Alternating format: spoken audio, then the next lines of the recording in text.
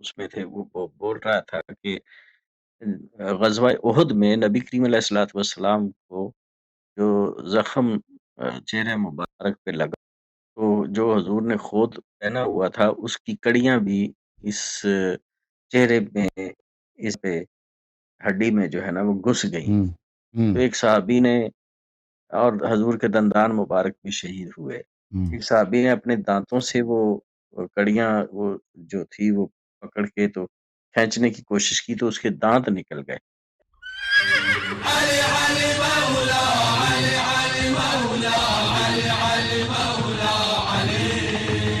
اب رانا جاوید بھائی تیار ہیں آپ؟ السلام علیکم. جی جی، اللہ آپ کو عزت. وعلیکم السلام. آغا صاحب کیسے ہیں آپ؟ اللہ تعالیٰ کا بڑا احسان ہے. کہاں سے کال کیا بھائی صاحب آپ نے؟ میں نے لاہور سے کال کیا ہے، پاک سے. اچھا، اللہ آپ کو سلامتی پہلے عزت دے. کیا حکم ہے رانا صاحب؟ پہلے بھی آپ سے بات ہو چکی ہے، آپ کو اچھا، اللہ سلامت رکھے. بڑا تھینک یو دعا سر. گو ہوں آپ کے لیے. میں آپ کا خادم اور ہوں. میرا زیادہ تر وقت جو میرے کام سے فراغت میں جو ملتا ہے ٹائم، وہ تقریباً 8-10 گھنٹے آپ کو سنتا ہوں. اللہ آپ کو عزت دے. اللہ آپ کو سلامتی دے. تو بہت بہت فین ہوں آپ کا. Thank you sir. اچھا، گزارش میں میری جی گزارش سر. ایک تو مجھے یہ بتائیں کہ نصرت لینے کا پراپر طریقہ کیا ہے؟ کوئی کچھ بتاتا ہے یہ پڑھو، کوئی کچھ ہے یہ پڑھو، اہل بیت اطہار علیہ السلام سے، مولا کائنات علیہ الصلوۃ والسلام سے پراپر کوئی طریقہ کار کیا ہے؟ نعت تو علی شریف اہل بھی بیت، پڑھنی ہوتی ہے، وہ تو میں ہاں، پڑھتا ہی ہوں. تو پراپر طریقہ جو ہے نا، اہل بیت علیہ الصلوۃ جی والسلام نے اللہ تعالیٰ سے کس طرح دعا کرنا ہے، یا خود اہل بیت علیہ السلام سے کس طرح خطاب کرنا ہے، انہوں نے یہ آداب اپنے شیعوں کو جی بتکرار بکرات بتائی ہے، اور یہ ہمارے کتب میں موجود ہیں. وہ جی الحمدللہ یہ کتابیں جو ہیں، عبادت کی جو کتابیں ہیں، یہ اردو زبان میں بکثرت ترجمہ ہو چکی ہیں. اگر ایک کتاب اس کا نام ہے مفاتیح الجنان، اگر آپ اس کو حاصل کر لیں تو اس میں بہت ساری آپ کو اس طرح مل جائیں گی کہ آپ اللہ سے کس طرح دعا کریں، اہل بیت علیہ السلام نے کن جی دعاؤں کو حکم دیا ہے کہ یہ پڑھیں، جن کا ان کا بڑا ثواب ہے، ان کا بڑا ان کی تاکید ہے، اور خود پھر اہل بیت علیہ السلام کو کس طرح ان کو دور سے آپ زیارت کریں، ان کو سلام کریں، اپنے امام کو، رسول اللہ صلی اللہ علیہ وسلم کو، امیر المؤمنین علیہ السلام کو، فاطمہ الزہرا سلام اللہ علیہ کو، اور ایک امام کو. تو یہ کثرت کے ساتھ ہے. دعائیں بھی بہت ہیں صلوات الحمدللہ. شیعہ مذہب ایک ایسی مذہب ہے کہ اہل بیت علیہ السلام نے اپنے شیعوں کو ہر طرح سے غنی اور ہر طرح سے ان کو رچ بنا دیا ہے، بالخصوص عبادات کے معاملوں میں، دعاؤں اور اذکار کے معاملے میں. ہمارے پاس جو معثور یعنی مروی، جو روایت شدہ ہیں، یعنی انسان اپنے سے روایت ذکر بنا دے، اس کا کوئی فائدہ نہیں نا. ابھی میں بیٹھ کے کوئی دعا لکھ دوں، جی اس کی کوئی ویلیو تو ہے نہیں بھائی. جی یہ جی میری تخلیق ہے. ہاں، لیکن ویلیو تو وہ ہے جو اللہ بالکل کی بالکل. جانب سے ہے، جو رسول صلی اللہ علیہ وسلم کی جانب سے ہے. وہ کس طرح اللہ کے سے مناجات کرتے تھے، رسول اللہ صلی اللہ علیہ وسلم جی کس طرح حکم دیا ہے کہ میرے امتی کس طرح اللہ تعالیٰ سے استغفار کریں، اللہ تعالیٰ سے راز و نیاز کریں، اللہ تعالیٰ کو کس طرح گڑ گڑا کے آپ اللہ کے سامنے اپنی گناہوں کی مغفرت کریں، اپنے آبا کی گناہوں کی مغفرت کریں، اللہ سے اپنی حاجات طلب کریں. تو یہ احادیث ہمارے ہاں بہت زیادہ ہو رہی ہے. دعائیں بہت خوبصورت ہیں، یعنی جی انسان کے دل کو پگھلا دیتی ہیں. ایسی دعائیں ہیں کہ انسان کو بالکل چینج کر لیتا ہے. ایک گناہ گار، بے شک. ایک ایک ایک غافل انسان کو اللہ کا ولی بنا دیتا ہے.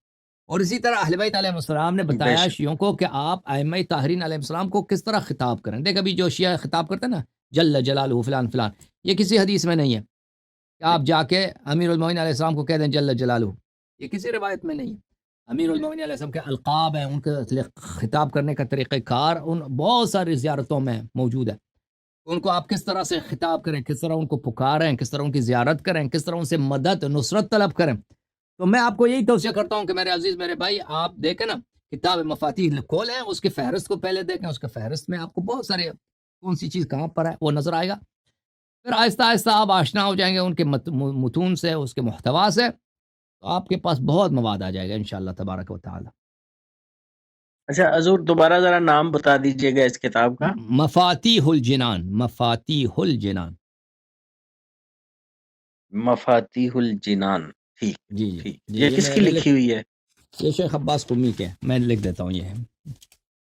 ویسے دعا کی کتابیں بہت ہیں، جی پاپولر یہی ہے شیعوں میں. دیکھ میں لکھ دیتا ہوں یہاں پر کے لیے، یہ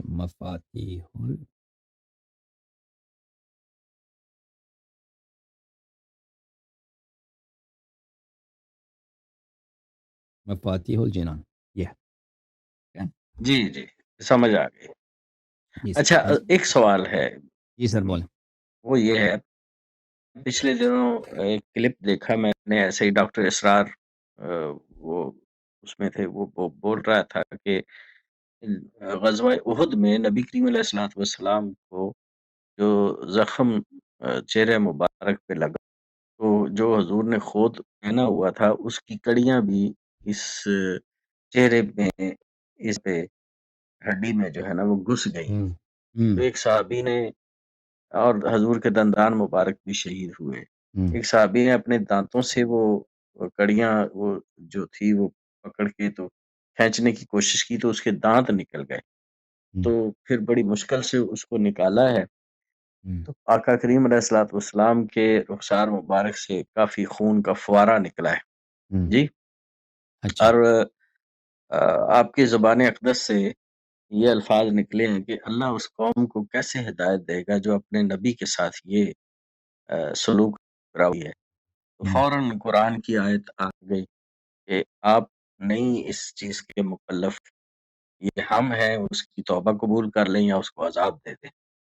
تو از اٹ پاسبل؟ میں تو یہ تسلیم نہیں کر رہا، میرا ذہن نہیں مان رہا کہ ایسی بات، اتنی تکلیف میں اگر کوئی بات، تو یہ اس قسم کا جملہ یا نکلا ہے زبان اقدس سے، یا تو اللہ رب تو العزت نے کوئی اس طرح کی سرزنش نعوذ باللہ کی ہے. میں آپ کو بتاتا ہوں، رسول اللہ صلی اللہ علیہ وسلم کے متعلق یہ عہد کے جی کے متعلق دیکھیں، اہل بیت علیہ السلام نے بتایا ہمیں کہ قرآن مجید میں جو آیات ہیں جن میں ظاہر یہ ہے کہ اللہ تعالیٰ نبی صلی اللہ علیہ وسلم کی سرزنش کر رہے ہیں، ڈانٹ رہے ہیں، تو یہ نبی صلی اللہ علیہ وسلم کی سرزنش نہیں ہے. قرآن کا اپنا اسلوب ہے کہ یا کہانی وسمع یا جارہ، میں آپ سے کہہ رہا ہوں تاکہ دوسرا سن لے. یہ اصل میں نبی صلی اللہ علیہ وسلم اس کے مخاطب نہیں ہے، اس کے مخاطب اور لوگ ہیں. ملاحظہ فرمائیے، میں آپ کو کتاب دکھا دوں، یہ کتاب ہے اصول کافی، جلد نمبر 1 ہے، یہ جلد نمبر 2 ہے. اس میں ملاحظہ فرمائیے صفحہ نمبر 630 میں یہ حدیث شروع ہوتی ہے. امام جعفر صادق علیہ السلام فرماتے ہیں کہ نزل القرآن بإياك عني واسمع يا جارہ، قرآن کا نزول اسی اصول کے تحت ہے. میں آپ سے کہتا ہوں تاکہ دوسرے سنیں. معناه ما عاتب الله عز وجل به على نبيه صلى الله عليه وآله فهو يعني به ما قد مضى في القرآن مثل قوله. اس کا مطلب یہ ہے کہ قرآن مجید میں جہاں بھی آپ کو یہ ملتا ہے کہ اللہ تعالیٰ نے نبی صلی اللہ علیہ وسلم کی سرزنش کی ہے، ڈانٹا ہے، وہ پیغمبر کے لیے عتاب نہیں ہے، وہ اس آیت کی طرح ہے. وَلَوْلَا أَن ثَبَّتْنَاكَ لَقَدْ كِدتَّ تَرْكَنُ إِلَيْهِمْ شَيْئًا قَلِيلًا وَأَنَا بِذَلِكَ غَيْرِ. اگر ہم آپ کو ثابت قدم نہ بناتے تو آپ کفار پہ اعتماد کرتے، کفار سے دوستی کرتے. پیغمبر صلی اللہ علیہ وسلم ہمیشہ ثابت قدم تھے، وہ کبھی ان کے قدم ٹکمکائے نہیں ہیں. ٹھیک ہے نا؟ اس سے مراد اور لوگ ہیں کہ اگر وہ صحابہ وغیرہ جو کمزور ایمان ہے، بھئی اگر ان کو ثابت قدم نہ بناتے تو وہ کفار سے دوستی کرتے، مشرکین کے ساتھ مل جاتے. مراد یہ ہے، مراد پیغمبر صلی اللہ علیہ وسلم نہیں ہے، اس سے مراد اور لوگ ہیں. تو اس طرح قرآن مجید میں ہمارا یہ ہے کہ اللہ تعالیٰ نے کبھی نبی صلی اللہ علیہ وآلہ وسلم کو کبھی انہوں کو ڈانٹا نہیں ہے، کبھی ان کو عتاب نہیں فرمایا، کبھی ان کی سرزنش، کیونکہ پیغمبر نے کبھی خطا نہیں کی، کبھی ایک غلط جملہ نہیں بولا اپنی زندگی میں جو اللہ کو مرضی نہ ہو، اللہ کو پسند نہ ہو، اللہ کے رضا اس میں نہ ہو، صلی اللہ علیہ وآلہ وسلم. تو اس طرح کے جو قرآن مجید میں ہے، مثلا میں آپ کو دکھا دیتا ہوں، مثلا قرآن مجید میں تو بہت سخت آیات ہیں. مثلا میں آپ کو دکھا دیتا ہوں قرآن مجید میں کہ بعض آیات میں ہے کہ مثلا شرک تک آ جاتا ہے. مثلا یہ آیت دیکھیں، سورہ مبارکہ یونس میں، فَإِن كُنْتَ فِي شَكٍّ مِّمَّا أَنزَلْنَا إِلَيْكَ، اگر آپ کو شک ہے قرآن میں، فَإِن كُنْتَ، اگر آپ کو شک ہے قرآن مجید میں. لیکن نبی قرآن میں جو شک کرے وہ کافر ہوتا ہے. یہ ہو سکتا ہے کہ نبی صلی اللہ علیہ وسلم اپنے ہی قرآن میں شک کرے، جو جبرائیل اس کے پاس آتا ہے پھر بھی شک کرے، یہ تو ہو ہی نہیں سکتا. مثلا میں ایک اور قرآن آپ کو خدمت میں عرض کروں، آیا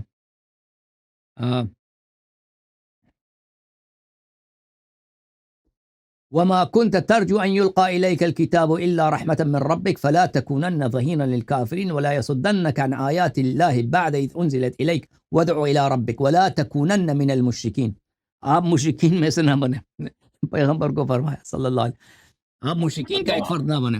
تو یہ کیسے پیغمبر وہ ہو سکتا ہے؟ وہ تو کبھی سوچے، کبھی ہم اور آپ گناہ کار مسلمان ہیں، ٹھیک ہے نا، ہم اور آپ بڑے گناہ کار مسلمان، ہم کو کبھی نہیں سوچ سکتے کہ ہم ہندو بن جائیں نا. ابھی ہے کوئی ہمارے ذہن میں آتا ہے کہ ہم جا کے بتوں کی پوجا کریں مشرکین کے ساتھ؟ کبھی نہیں ہوتا. فرمایا ولا تدعوا مع اللہ الہا آخر، کسی دوسرے رب کی پرستش نہیں کرنا.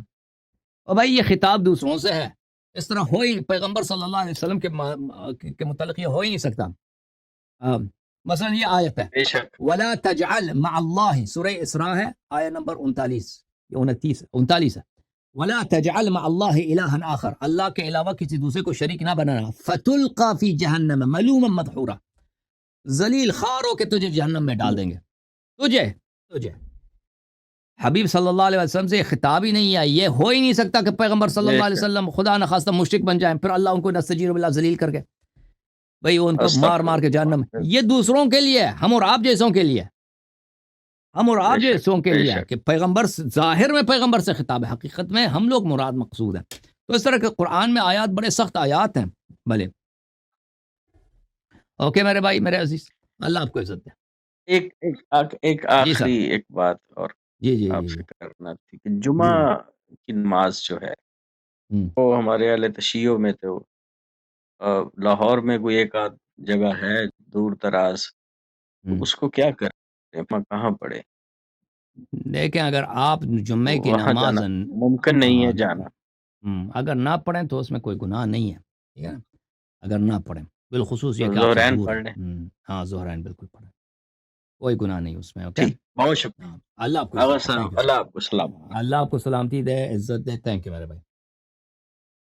اب اس کی وجہ کیا ہے؟ اس کی وجہ کچھ طویل ہے، اب اس کی وجہ ہم نہیں بتا سکتے.